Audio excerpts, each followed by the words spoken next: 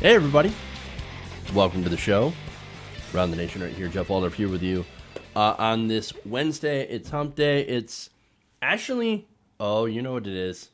It's not, it's going to be May. It is May. So May 1st, new month. Interesting way to ring in the new month. But hey, you can believe it, we're already 5 months into the year and everything is still terrible. Donald Trump's still president. And now, of course, we have Biden. Oh boy.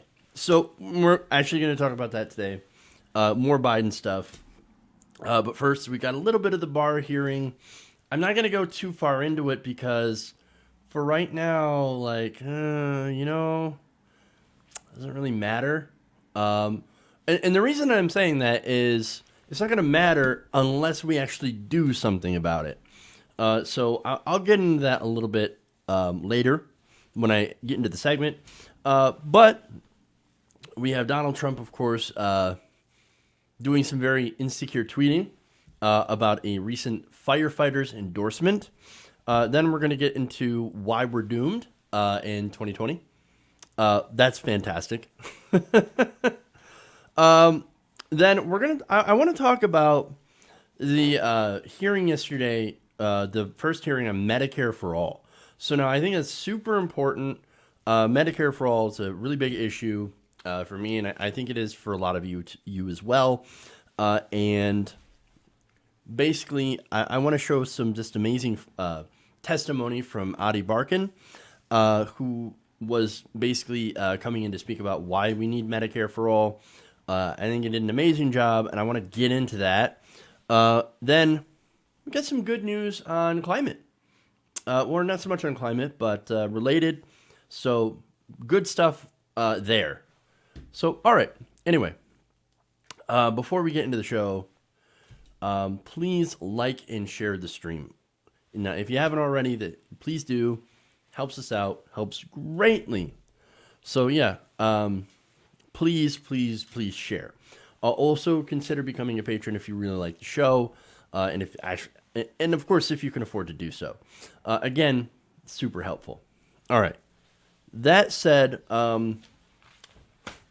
let's just kind of dive into it. Let's start out with some reactions about the recent Barr hearing that happened earlier. Let's head into it. You can never go wrong with that, with a sidebar like that. Okay, anyway. So earlier today, we heard from Trump's Attorney General, William Barr. He did some testimony on the Mueller report and his version of the Mueller report and why he came to the conclusions that he had come to, i.e. Trump not doing obstruction of justice and, of course, saying that, well, hey, look, you can't do obstruction of justice. And he was completely cleared by Mueller on collusion. Now, he wasn't completely cleared on obstruction. And so a lot of Democrats actually pointed that out, including, and this is somebody that I don't give a lot of credit to, ranking member of the Senate Judiciary Committee, Dianne Feinstein. Now, Feinstein had asked whether President Donald Trump had obstructed justice by asking White House counsel Don McGahn to change his accounts of his efforts to remove special counsel Robert Mueller. Now remember, he wanted McGahn to, he wanted Mueller removed, of course. And so he wanted McGahn basically to lie to Mueller about the reasons. And then McGahn says, no, I'm not going to lie for you. I'm going to tell the truth. And that's why I can't represent you anymore. Like, you want me to lie for you, I'm not going to lie for you. So now I want to show Feinstein asking this question to Barr. And we'll get his response. Take a look. You still have a situation where a president essentially tries to change the lawyer's account in order to prevent further criticism of himself. Well, that's not a crime. So you can, in this situation, instruct someone to lie? The answer would be, from Barr, Absolutely. I mean, that is basically what he's saying. Well, I mean, look, the original thing is not a crime, so if you instruct people to lie about it, even though it's not a crime, then it's also not a crime, the lying. Lying to Congress, lying to everybody, lying to the investigators.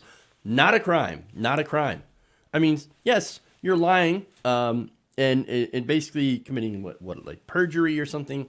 You're basically not telling the truth in official investigations. To Barr, that's like, oh, no, it's fine. No, lie. You can have people instructed to lie as long as you actually didn't get found of committing an actual crime earlier. Well, now, wait a minute here. Lying to Congress is a crime. And, of course, social media had a lot of things to say about this. So let's go to that. Sugar Plum says, you directed McGahn twice at home to fire Mueller. Then you directed McGahn to create a false record. Barr's personal opinion as presidents can't obstruct, which is not the law. Barr is a liar. Yeah, pretty much. Yeah. And what this entire thing was is basically, William Barr saying, or just admitting that, yeah, you know what? I'm out here defending President Trump. That's my whole purpose. That's my job. And this is what I was put here to do. And I'm going to do it by saying, oh, no, lying to Congress, not a crime. Nothing is a crime. There's no crime here. You can instruct people to lie. You can lie yourself. It's okay. It's okay. As long as there was no collusion. And there's no collusion. So, obviously, everything we're doing, strictly above board. Which is not true. It's not true. It's not true. That itself was a lie. Now, Joanna said Barr is there to protect the Republican goal of one-party minority rule. He is a slightly less ethical McGahn. That's it. He can't be corrupted or co-opted by Trump because he was corrupt on day one. Again, going back to the point of the whole idea of William Barr being appointed as Attorney General was to do exactly this. To lie, to do the cover-up of a crime, the cover-up of a lie, etc., by lying more. And he has been, so far, successful. Asha Rangappa says, this is one of the most stunning moments in today's hearing. The fact that Senator Feinstein didn't have a crystal clear rebuttal to Barr's blatantly false statement was unbelievable. Honestly, I'm not sure what anybody would say at this point. I mean, he's just like, yeah, not a crime. You can go ahead and instruct people to lie. That's fine. Well, no, wait a minute. No, you can't. That's insane. That's insanity. Brittany Artis says, Barr is going with the Rudy defense. Crime is not a crime. See, I almost forgot that Rudy Giuliani had actually said this before. No, crime is not a crime. Really? It's amazing. They're so shameless. There's more. Andy Slavitt says, a breathtaking moment that will speak for the Trump era. Pisach Pace Latin says, Attorney General William Barr said that it's not a crime for President Trump to ask an aide to perjure himself, except that it is. 18 U.S. Code 1622, subornation of perjury. It is a crime. Joyce Celine says, this is the low bar the administration sets for the president. Anything short of a criminal act is okay. If Trump isn't held accountable, this would become the standard going forward, which would diminish us. It would essentially put the president above the law. More, April Thompson says, Trump ordering McGahn to fire Mueller is not obstruction. Trump also ordering McGahn to change his testimony is not a crime. Removing a counsel for conflict is not the same as firing. Damn, wasn't Orwell spinning in his grave or what? Yep. Doxed but not out says, Barr's in a legal and political death spiral, and he's taking Trump down with him as he testifies before the Senate Judiciary Committee. And so, Press on Forward says, we have reached the bottom, folks. The liar-in-chief was caught telling everyone to lie, and Barr only says it's not a crime? Wake up, America. And so, look, here's the thing about this, right? So now that William Barr is been shown as a known hack and liar, right? So now what are we going to do about it, right?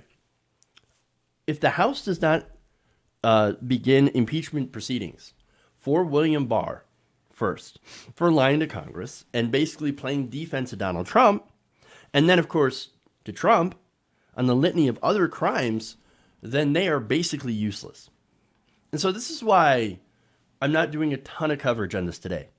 Because if they don't actually take what they've learned here and do something about it, then these hearings are useless. Then this is just nothing more than political theater.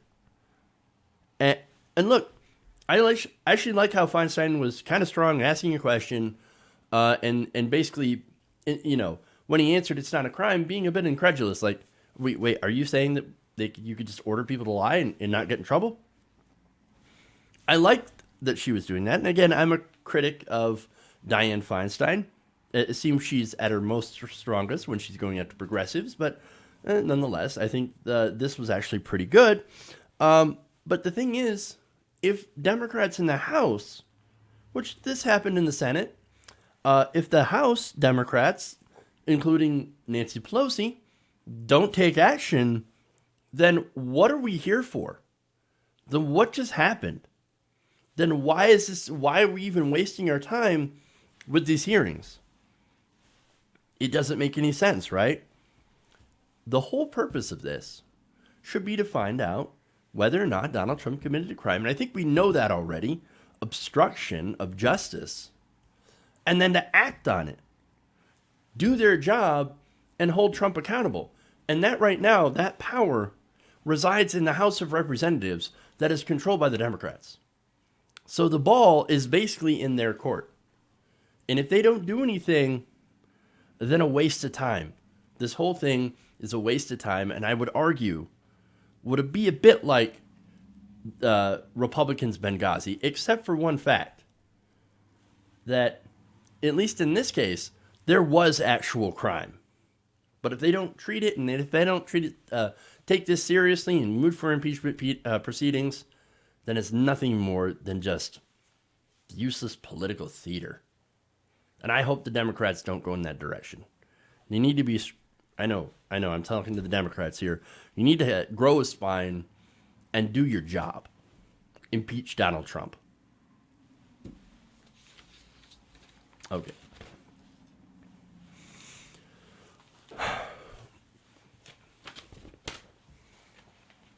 Okay.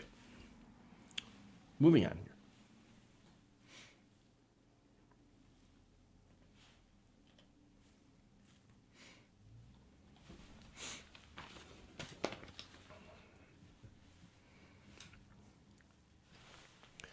Now, President Trump seems to be very upset that he didn't receive an endorsement from the International Association of Firefighters. Now, for some reason, the Firefighters Union endorsement actually went to Joe Biden. I'm not sure why they did that, considering how Bernie Sanders is literally the most pro-union person in the race. But nonetheless, Donald Trump was very upset. By the way, Bernie Sanders, not super upset. And so there's a huge difference there. And Trump decided to go after the union itself in an angry tweet. He said, quote, "I've done more for firefighters than this deuce-sucking union will ever do, and I get paid zero." Really? Now, that's fascinating because what has he actually done for the firefighters? What has he done for literally any union? Oh, right. Nothing. And nonetheless, he started furiously retweeting responses from his fans and supporters. One of them said, "This firefighter won't be voting for Creepy Joe. The rank and file know who has their back, and remember, no one knows who you vote for." Okay. Then some other more tweets here. "Stick in the eye by the union. Trump has worked very hard for our first responders and union members, fighting very hard to bring back manufacturing, fighting hard against trade deals that have destroyed thousands of American jobs." Okay, but here's the thing. Yes, I gave him credit for TPP. I won't take that back, right? Because he killed TPP. TPP would have actually hurt union jobs. Now, since then, right, what has Trump actually done? What else has he done? Oh, but Jeff, he renegotiated NAFTA. And guess what?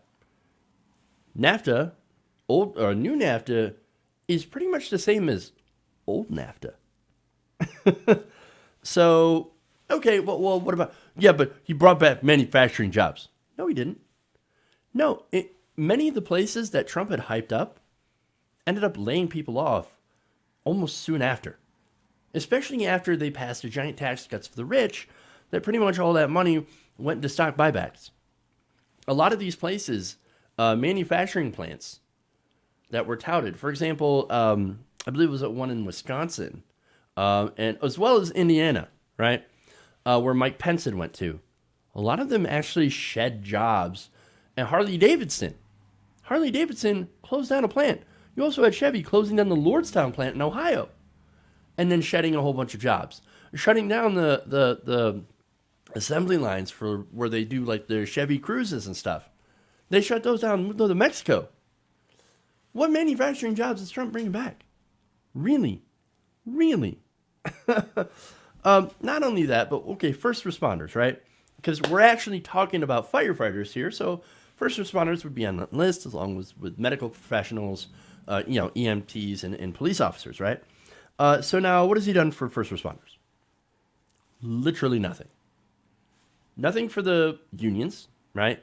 And nothing for the actual first responders. Right now, the GOP still will not authorize medical care for 9/11 first responders. 9/11 first responders.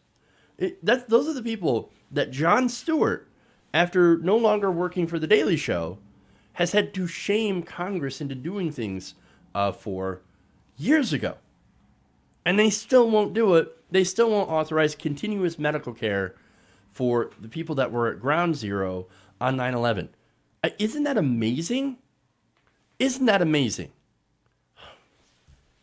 And look, what's Trump got to do with that?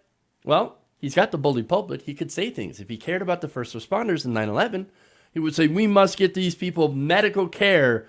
Hey, fellow Republicans in Congress, get them medical care and do it now. That's all he would have to do, is he just have to go out and talk about it. And then people could say, well, it's up to the Republicans to listen to him or not. But at least he came out, and at least it was forceful, and he was strong about it. But what did he do? Absolutely nothing. Not only that, but as far as unions are concerned, Republicans continue to push right-to-work legislation, which destroys unions, and Donald Trump, he is in favor of doing that. But there's more tweets here. Catherine Schaefer, Trump fan, says, this statement is like so many others, liberal lies. Why would the military emergency workers support a candidate who party disrespects everything about their cause? Wait, what? Since when of the Democrats are against the military or emergency workers? In fact, I would argue that Democrats are extremely pro-military, too much so. I remember when there was an anti-war faction within the Democratic Party that was incredibly strong. Now, yes, there's a lot of people who are anti-war or progressives, but it's not a big, strong part of the Democratic Party. In fact, the Democratic Party right now is too pro-war, too pro-defense. They continue to vote for massive increases in the defense budget, which is insanity. No, these people are completely delusional. One more. Dan Kaida says, the unions have become corporations representing themselves. Our president represents the people. Wait, the unions are corporations now? What in the hell? I can't, dude. I can't. Now, look, you want to have problems with union leadership and unelected boards. I'm with you. I complained about that same thing back in 2016 when there were endorsements, important union endorsements, that did not represent the will of the union workers. Now, for example, a lot of these union workers had voted to endorse Bernie Sanders. However, these union boards ended up voting in favor of Hillary Clinton, who was also not very pro-union. Okay, so that's a problem, right? And I've documented that, and that's an issue. But nonetheless, right, endorsing Joe Biden, wouldn't is not the direction it would go. But neither is endorsing Donald Trump. That's ridiculous. Now, Joe Biden himself is not very pro-worker. I know he's got this sort of mythology surrounding him that, oh no, what are you talking about? Joe Biden he's the regular blue collar man. No, he's not. No, he's corporate establishment and has supported anti-worker legislation. Let me give you an example. During the time that he was vice president, he went along with President Obama's plan that ended up cutting pensions for Teamsters. Yeah, more. According to The Intercept, former President Barack Obama had signed something called the Multi-Employer Pension Reform Act of 2014 into law as part of an omnibus spending bill that also rolled back some of Dodd-Frank consumer protection regulations on Wall Street and had lifted limits on campaign contributions to national political parties. So that wasn't a Republican bill. That was a Democratic bill, right? That was part of the omnibus spending bill. Now, the measure that I'm pointing out specifically allows sponsors of pension plans who can demonstrate they're in declining or critical financial condition to cut promised workers' benefits in order to remain solvent. Thanks to that Obama-era law, members of the Teamsters Local 249 are facing up to 30% reductions in their retirement benefits. Now, wait a minute here. You might say, well, come on, Jeff. It just makes sense. They don't have the money to pay these pensions out. These companies don't. How's that the workers' fault? No. You made a promise to pay those pensions. You pay those pensions. And see, the problem that we've seen here is that some of these companies, let me give you an example, Sears, right? Great example. Sears mismanaged itself out of business, nearly, right? I think they got bought out by someone else at this point. Venture capital firms, I think. But Sears mismanaged itself, right? So how's that the fault of the worker, not, who, worked there, loyal for years, for decades, and long enough to get a pension, right? How's it fair to cut the guy's pension? Especially when, in a lot of these cases, where they end up cutting pensions, the executives still end up having a golden parachute. That's not fair. That's not fair. And Joe Biden was in favor of that. You know who was against that? Bernie Sanders, Elizabeth Warren. I think there are some other 2020 Democratic contenders that are also against that. And so, you have progressive support. You also have people like Sherrod Brown, who were not in favor of that piece of legislation during the Obama era and fought against it. And so I want to give all those people credit who did fight against this. It might even be Kirsten Gillibrand. Might also have been, although I'm not 100% sure, she might have actually been on the other side. So I'll have to go and double check that. But there were a lot of people that were against this 2014 legislation, mainly, for example, progressives like Bernie Sanders. So, but anyway, more proof that Joe Biden is anti-union. You also had Biden kicking off his fundraiser with a couple of union busters, David Cohen and Steve Kozin. And so, look, part of his fundraiser was at the home of the Comcast CEO, union busters. So Biden is no friend to unions, and certainly neither is Donald Trump. They're not quite the same, obviously. However, they both tend to represent the interests of large corporations and the wealthy instead of workers. So be warned. Okay.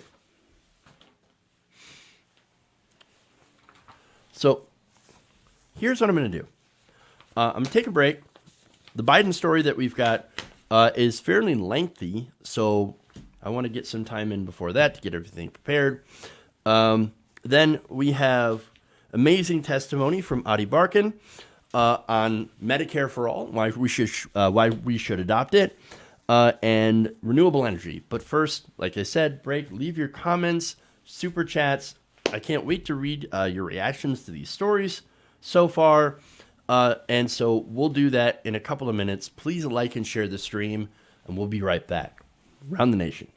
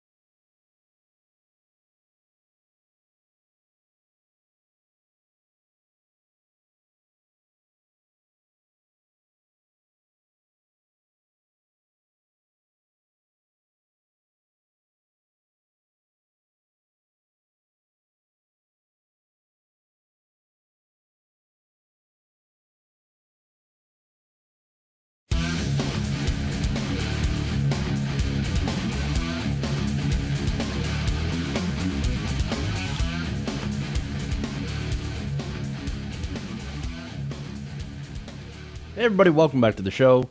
Around the Nation right here, Jeff Waldorf here. Okay, so we've got some fantastic comments. Before I get to those, I want to thank some patrons. Joe Andreshin, Kevin Power, Onajukan, David Joseph, Yaro Martis, Heather Tate, and go flux yourself. I will later on. Okay. Well, thank you to those patrons. Patreon.com/TYTNation. That's how you can sign up to support the show. It keeps us independent and progressive. So, okay. Anyway. So, let's get into some of the comments here. 2-member comments, both from the same person. LL says, people who say they love what Trump has done need to really look at what he has really accomplished versus what he brags about doing. He really hasn't done much. Now, that's a great point because I always tend to, I guess, gloss over the fact that he's a pathological liar and that he does brag about so many things that he hasn't actually really done. And they believe it. They believe it. They lap it up. They eat it with this. Oh, yeah. He's already built like giant sections of the wall. No, he hasn't. No, he hasn't. And it's demonstrably true that he has not. Oh, you guys are just fake news lip darts. Oh, my God. It's enough to want to bang your head against the wall. And then a lot of discussion about Sears. So I brought that up and got a lot of corrections here, or a lot of additional information. Elwell says venture capitalism first, more like vulture capitalism. That's true. 2-Bit Jesus, a non-member, says Sears was intentionally mismanaged so the CEO's firm could buy it on the cheap and make money selling off pieces of it. That's, yes. So that's the added context of that entire thing. Thank you for bringing that up. Jay LeBlanc also says the same thing. The group that bought Sears paid themselves back by having Sears take over paying back the loan that bought the company. Then they paid themselves huge salaries and paid dividends to investors. And of course, they saddle, and this is what venture capitalists do, or vulture capitalists do. This is like Bain Capital, going back to that. So that whole thing back in 2012 versus Mitt Romney talking about Bain Capital, which, by the way, Cory Booker never let people forget that Cory Booker is like, hey, don't pick on those capitalists. Don't pick on Bain Capital. They're good people. No, they're not. No, they do that kind of they do that kind of stuff to companies, and it drives them out of business. They're stuck paying back loans that they will never be able to pay back, while the company itself has offloaded that debt to that other company and then basically makes it go bankrupt so they can sell it off in pieces. So thank you guys for that much needed added context to that situation. So, all right. Smartest audience in the world. You guys are great. Okay, moving on. Let's get into the Joe Biden story.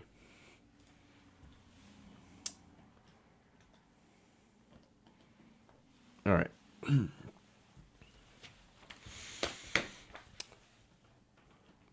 All right, hold on. Let me check. Do the videos here. There we go. So Joe Biden has been in the race for a little bit now, and some of the polls have come back having him above Bernie Sanders. Now, there are some polls that are, put him at a modest, about 6 points, some even to the double digits.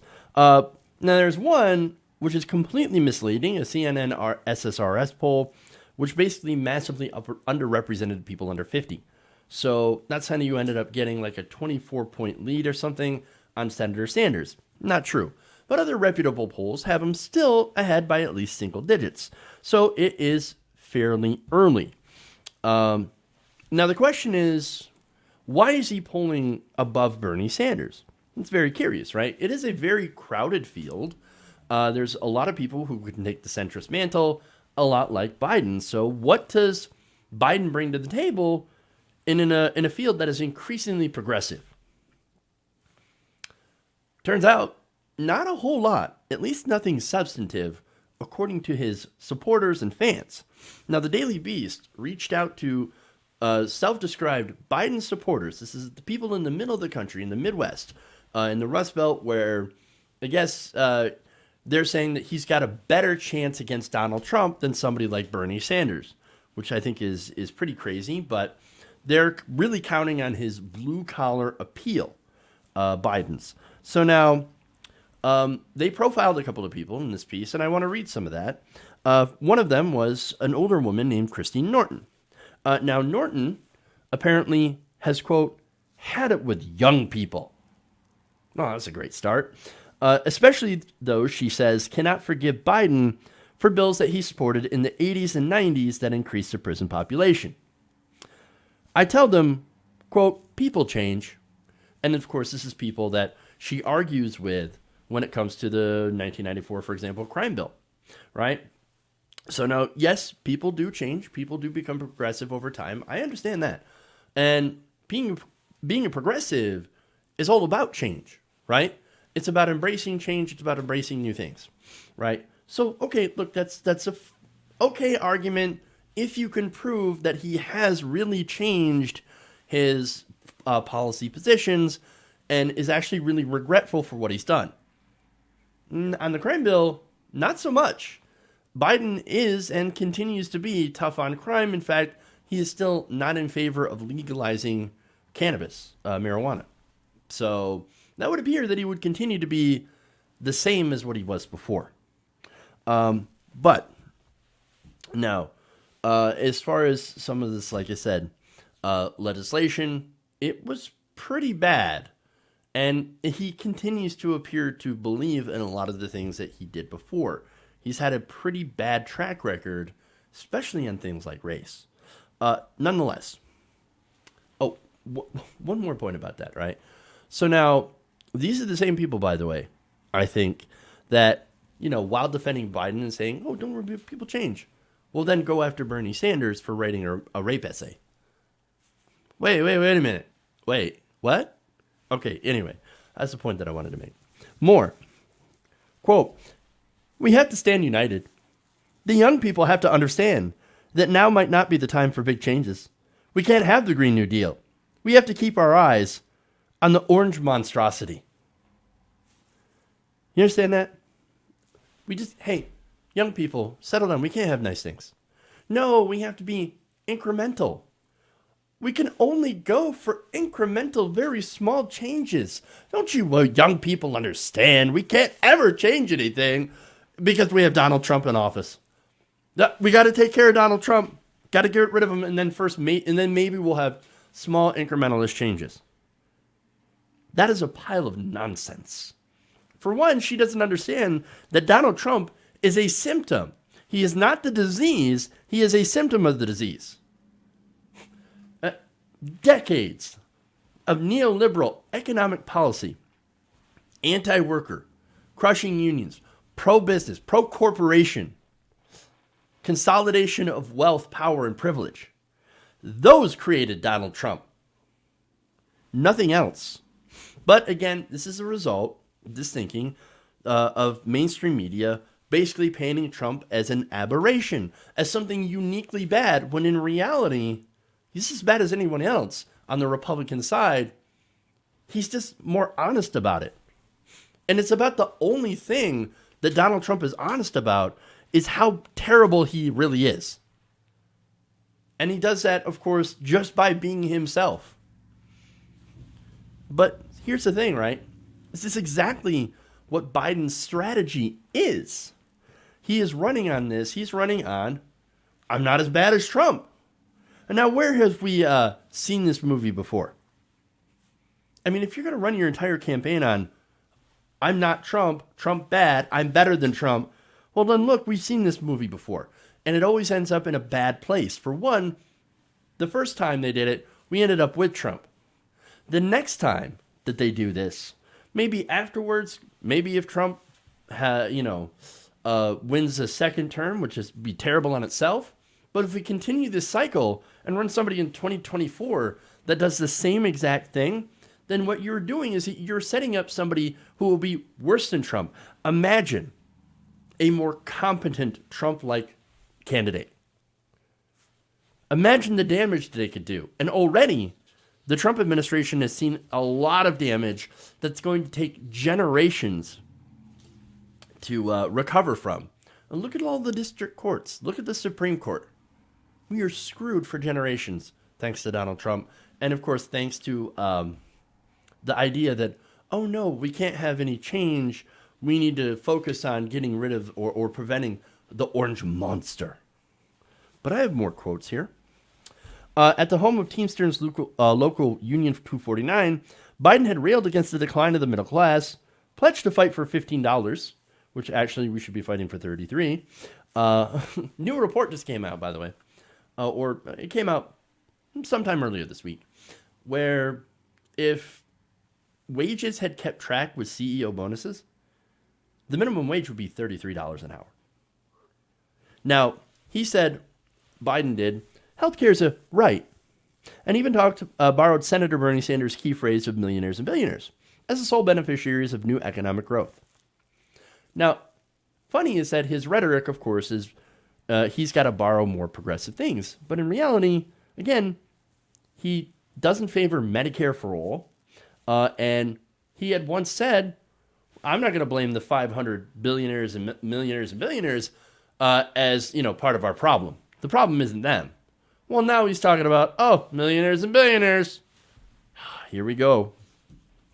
Now, the audience, they point out, is mostly baby boomers, many of whom were ready to declare him as their choice, his first week as an official candidate.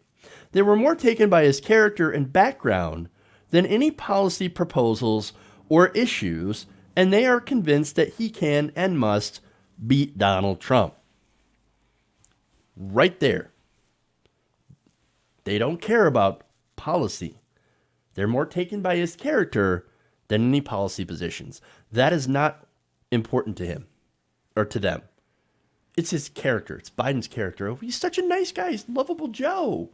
I mean, I like Joe. But see, here's the thing.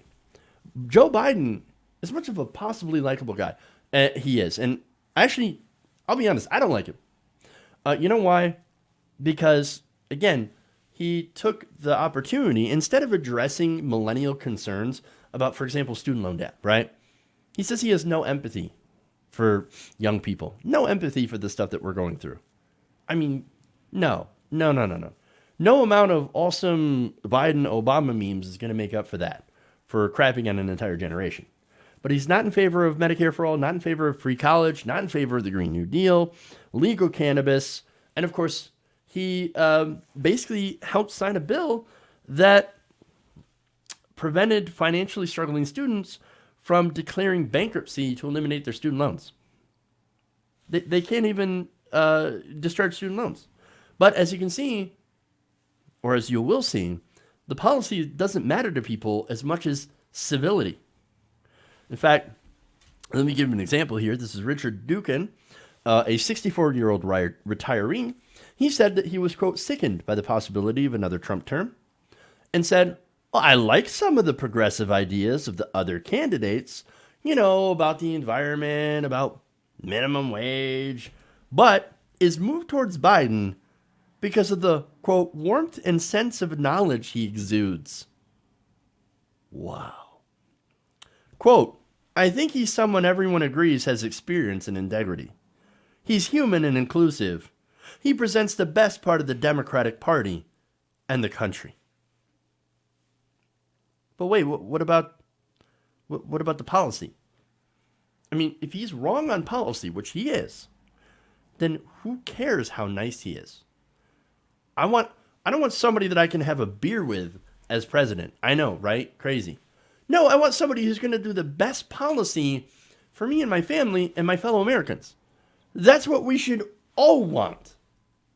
But unfortunately, this is what people apparently do want. And it frustrates me to no end. I mean, look, all these people basically want the status quo, but with a nice smiley face on it.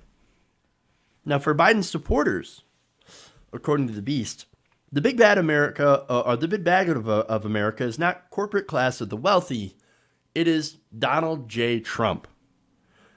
Nicole Howell, 45-year-old, who lives on Medicaid and disability Social Security because of MS, said, quote, I want Trump out of office, and I think Biden can do it. She says she fears cuts to social services. Quote, I'm still shopping for candidates, but I think Biden has the best words right now. But that's all he has. All he has are words. And here's the thing. I wonder if she will think that way. If she will stop shopping for candidates, or at least stop considering Biden, if I showed you that he agrees with Paul Ryan on cuts to Medicare and Social Security. I have some video of him saying just that. Watch. Even our Republican friends are now beginning to admit there's no evidence these tax cuts are being put to work in the economy. No new growth, just more debt. And that puts middle-class programs that they rely on and they've worked for at real risk. Paul Ryan was correct. When he did the tax code, what's the first thing he decided we had to go after? Social Security and Medicare. Now, we need to do something about Social Security and Medicare. That's the only way you can find room to pay for it. Now, I don't know a whole lot of people in the top 0.1% or the top 1% are relying on Social Security when they retire. I don't know a lot of them. Maybe you guys do. So we need a pro-growth progressive tax code that treats workers as job creators as well, not just investors, that gets rid of unprotected loopholes like stepped-up basis. And it raises enough revenue to make sure that the Social Security and Medicare can stay, still needs adjustments, but can stay. All right, so Joe Biden, we need to raise taxes, or else, we're on, we need to have a progressive tax system so you can pay for Social Security and Medicare. The problem is that Social Security and Medicare, look, he's talking about the debt, right? We got to do something about Social Security and Medicare because of the debt. That's not the problem. Social Security and Medicare doesn't add a penny to the deficit or to the debt, right? They are self-funded through payroll taxes. Now, there are ways that you can fix this by, of course, raising the payroll tax, or I should say lifting the cap on that payroll tax. In fact, according to the AARP, if the cap were eliminated and all earnings above the cap were taxed at the same 6.2% currently paid for by working class earners, Social Security would be fully funded for nearly the full remainder of the 21st century. Nonetheless, Biden has a history of talking about how he wants to make cuts to Social Security, make cuts to Medicare, and is more than happy of working with Republicans to make that happen. In fact, this was Biden back in 2007. Take a look. Would you consider looking at those programs, age of eligibility, Absolutely. cost of living, put it all on the table? The answer is absolutely. You have to. It's one of the things that my, the political advisors say to me is, whoa, don't touch that third. Look, the American people aren't stupid. It's a real simple proposition. We have to do, you and I were talking about Bob Dole earlier. I was one of 5 people, I was the junior guy, in the meeting with Bob Dole, George Mitchell, when we put Social Security in the right path for 60 years. I'll never forget what Bob Dole said. After we reached an agreement about gradually raising the retirement age, et cetera, he said, look, here's the deal. We all put our foot in the boat one at a time. And he kidded me. He stepped like he was stepping into a boat. And we all make the following deal. If any one of the challengers running against incumbent Democrat or Republicans attacks us on this point, we'll all stay together. That's the kind of leadership that is needed. Social Security is not the hard one to solve. Medicare, that is the gorilla in the room. And you've got to put all of it on the table. Everything. Everything. You've got to. You got to put everything on the table. Cutting Medicare, cutting Social Security. That's what that is. Raising the retirement age to 70 is a cut. That means you get less money. And so if it's all on the table, if you're worried about somebody going after Social Security and Medicare, if you're somebody like that lady that I had mentioned, right, that cared so much about this was Nicole Howell. Well, Nicole, he wants to cut your Social Security. He wants to make it so that Social Security and Medicare pay out less. He agrees with Paul Ryan. So that's not a good position. And look, she's not the only one. Like I said, you also have other people that are favoring Biden without actually knowing what he stands for. Now, Biden is not in favor of targeting wealthier people who pay into the payroll tax and making sure that more people pay that. Again, once you hit that $100,000 dollar cap, it doesn't take long for you to cap out on that payroll tax, and so don't pay that for the end of the year or for the rest of the year.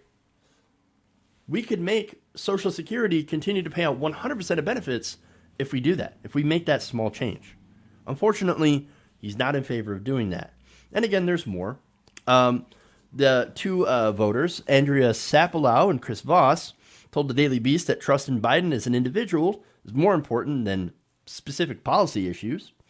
One of them said, quote, "He will bring decency back to the office of president. He seems trustworthy. He was in the Senate for 30 years, added the other. He knows how to get things done and worked across the aisle." Now, nobody they've talked to was under the age of 45, by the way. Just putting that out there. But look, here's the thing. To them, it's all about civility. Civility, civility, civility. Nothing matters to them except for the guy in the White House is more civil. That's it. That's it. That's the worst part of the Trump era to them, is that, Trump, he's so mean, he's so nasty. He says gross things, and he's mean to people on Twitter. Yeah, but here's the thing. What's more important than just that is what he's actually doing to the country. Cutting taxes on the rich, corporations, killing alternative energy, trying to prop up coal, continuing all the Bush-Obama conflicts in the Middle East, backing a regime change coups in Venezuela. Not only that, but also voting and supporting to increase the defense budget by billions of dollars. That's the stuff that Trump was doing. And that's the stuff, unfortunately, that Biden, some of it, he agrees with. These are way bigger problems than being just a meanie. Now, those same two people that I referenced also are fond of Beto and Mayor Pete. Those are two candidates that, again, are flashy but have no substance. They have no policy positions.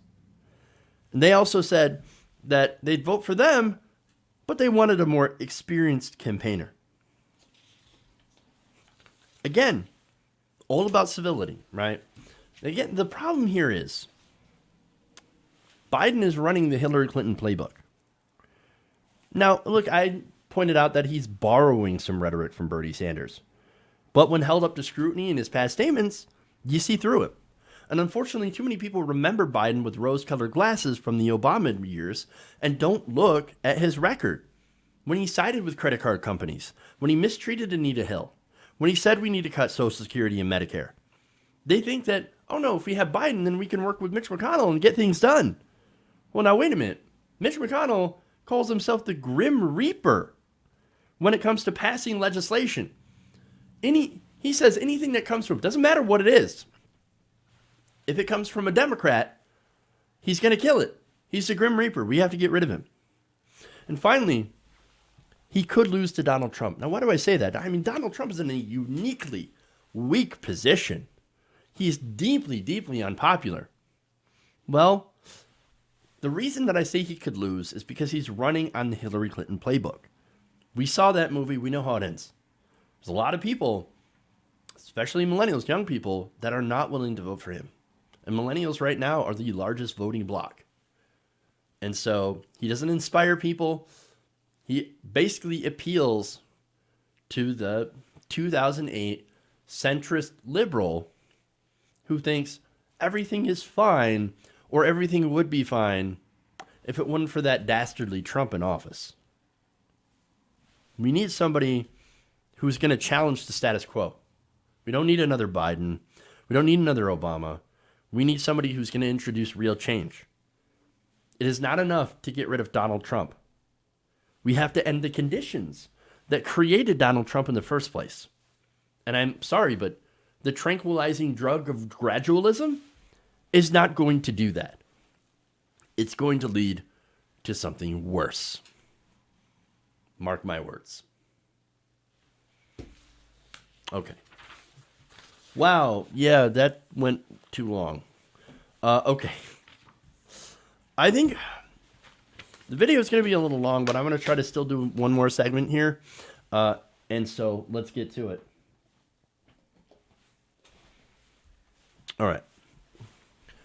Now, on Tuesday, the Democrats in the House Rules Committee held the first hearings on Medicare for All, which is an ambitious plan to cover every single man, woman, and child with health care, with government-sponsored health insurance that has no copays, no deductibles, no out-of-pocket costs whatsoever.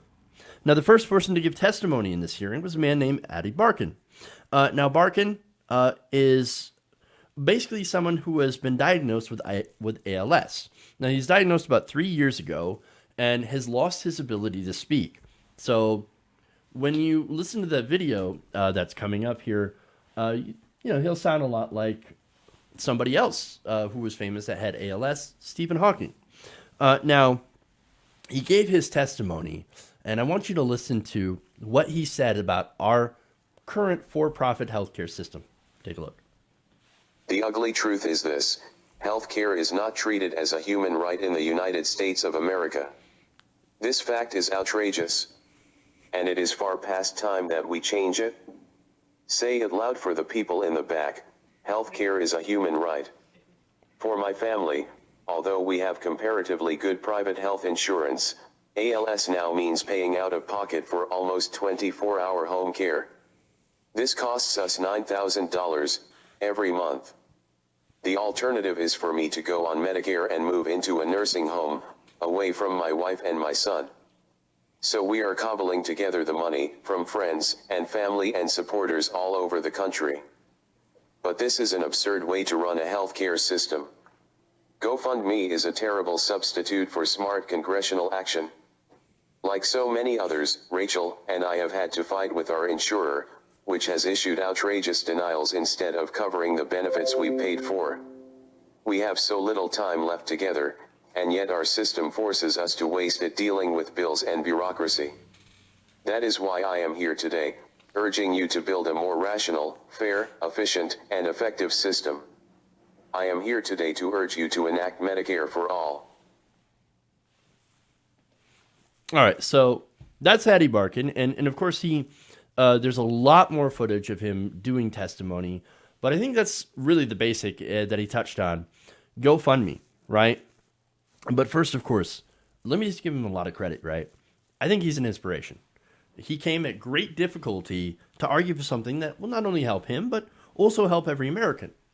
Now, on the point about GoFundMe is healthcare, well, there's a reason that he brings that up.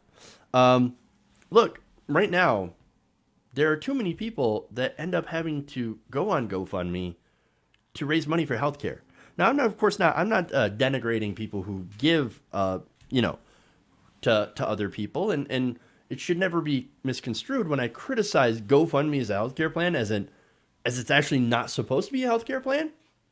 I'm not denigrating the people who give. They're wonderful people who, give what little they have to help people get healthcare. But that's not the system we should be on. In fact, here's the thing. According to the GoFundMe CEO, Rob Solomon, it was never meant to be a place where you could raise money for healthcare. In fact, he said, quote, "When we started in 2010, it wasn't purposely set up and built to be a substitute for medical insurance." Now, unfortunately, that's what we're doing, right? And another devastating fact about that is that 1 out of every 3 GoFundMe donations ends up going towards medical costs. Unfortunately, yes, it's not supposed to be, but that's what we're left with. Now, the question is why? Why are we the only country in the developed world that lets people die when they can't afford insurance? I mean, why are we the only country that forces people to literally beg for their lives? If it weren't for the kindness of people that give of themselves to some of these campaigns, so many more people would be impacted. So many more people would die from preventable things. And as much credit as I give to those people, unfortunately, there's just not enough to go around, right? There's not enough to meet the demand. There are people out there that have died because they just couldn't raise enough money to buy their insulin. Insulin. It's so expensive. And this is a barbaric system.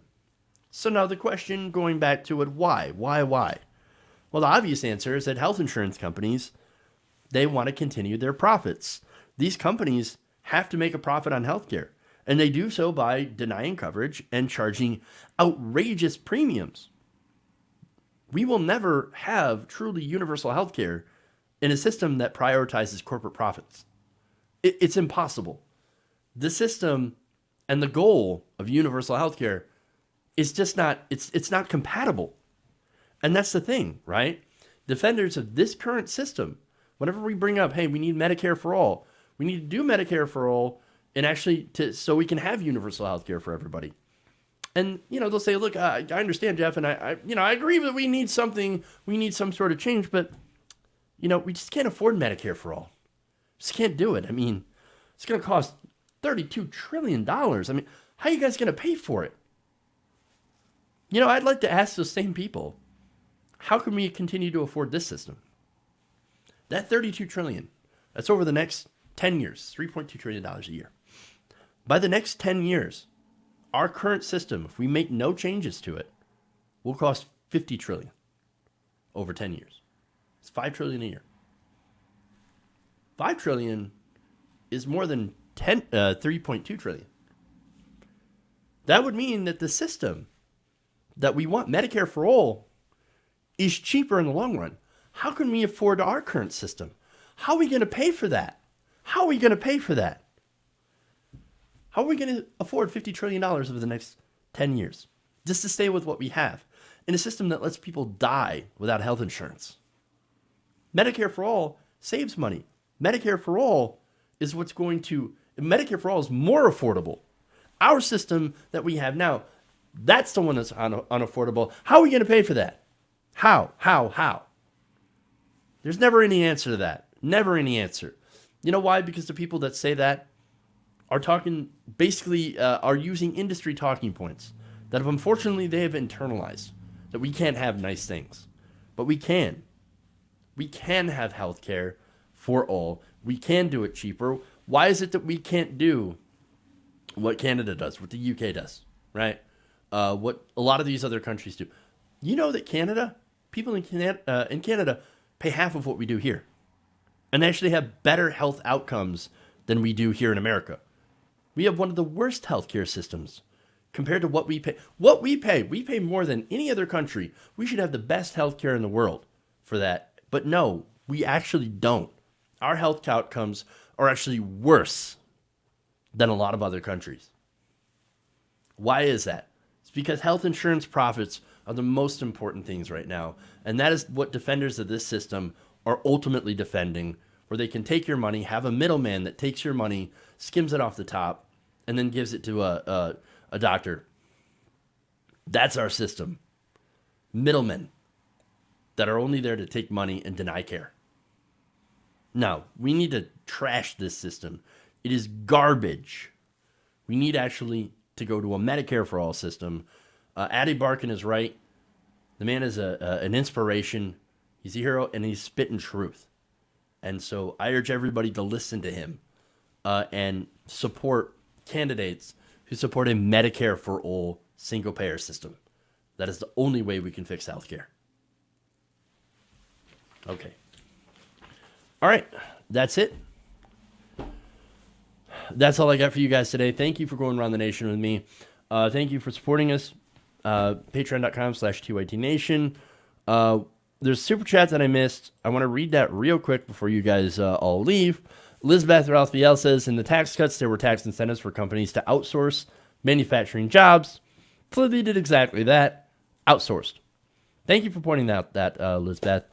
That is a devastating point.